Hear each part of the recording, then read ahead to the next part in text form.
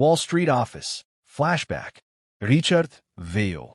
My firm was a Titanic headed for an iceberg. The big guys upstairs didn't want anyone to panic, so I kept my mouth shut.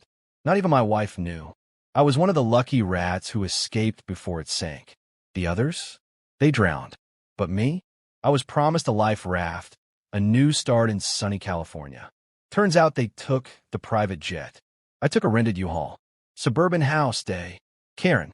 Living rooms coming along. Want a break? Richard. This is my break. Karen. I'll be by the pool if you need me. Front yard. Moments later. Richard spots an old baby blue Mustang in the neighbor's driveway. Richard. Look at this. A classic. Karen. No, Richard. We need a family car, not a project. That thing looks haunted. Richard. It's gorgeous. Says it runs great. Karen. We need reliable, not sweet. Grow up. Richard. I gave up my Harley, my job, my life back in New York. Karen. You didn't get fired. Richard. Everyone else did. Count your blessings. Richard softly. You're right. Neighbor's house. Moments later. An eccentric man. Dr. Hutchkins. Greets Richard. Hutchkins. Richard Rubin. Spanish teacher? Anthropologist? Richard. Excuse me? Hutchkins. Would you care to see my fedora and whip? Awkward silence. Just starting her up for old time's sake. Hutchkins' garage. Later. Richard. Thanks, but I'm not looking to buy. Hutchkins calmly.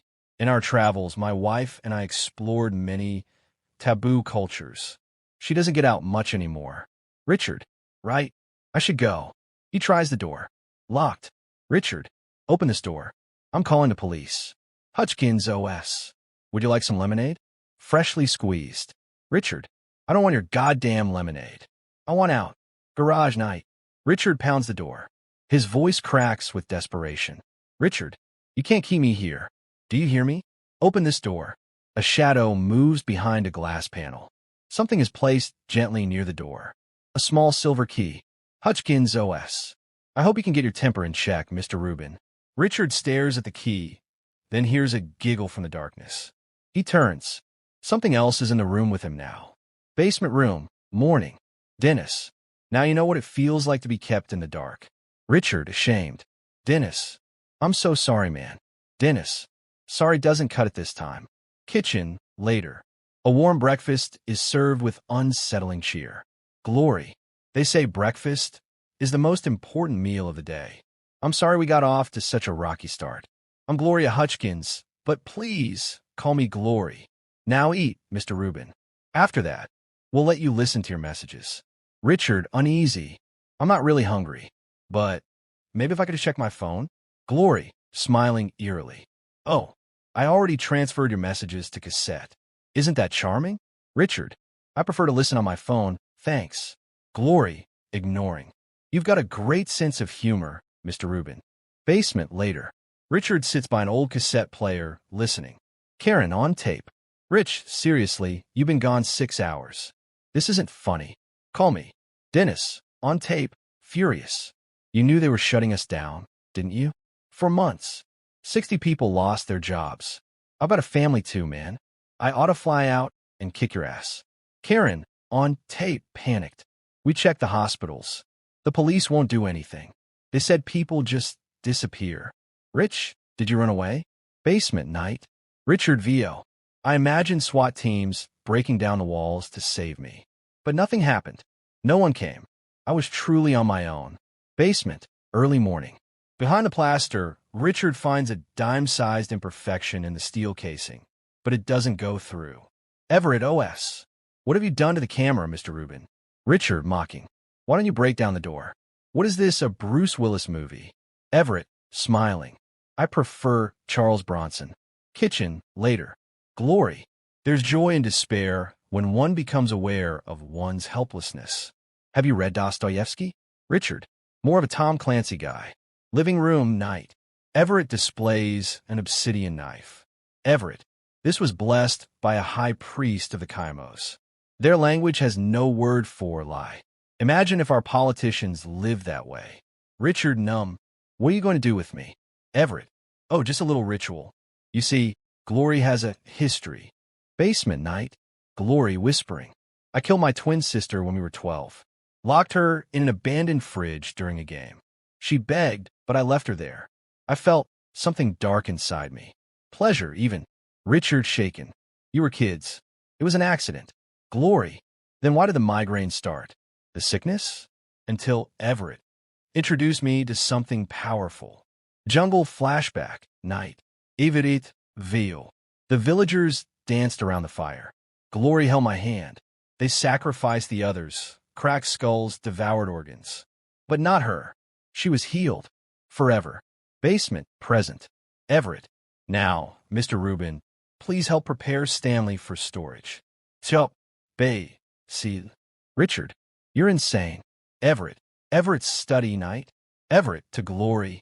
If anything happens to us, or he escapes, he'll learn there's nowhere on earth I can't reach. Glory. I used to at least get the mail. Everett. There's nothing out there for you anymore. We belong here. House. Early morning. Everett. My cab's here. I'll be gone 6 weeks. Kitchen. Sunrise. Richard. Good morning, Glory. French toast? Glory. You're being sweet today. Richard. I want to be close to you. Glory, softly. Maybe I was wrong about you. Basement room day. Dim light seeps through a slit of a window. Richard Rubin, mid-40s, disheveled but clever, sits chained to a pipe. The silence is broken by footsteps overhead. The door creaks open.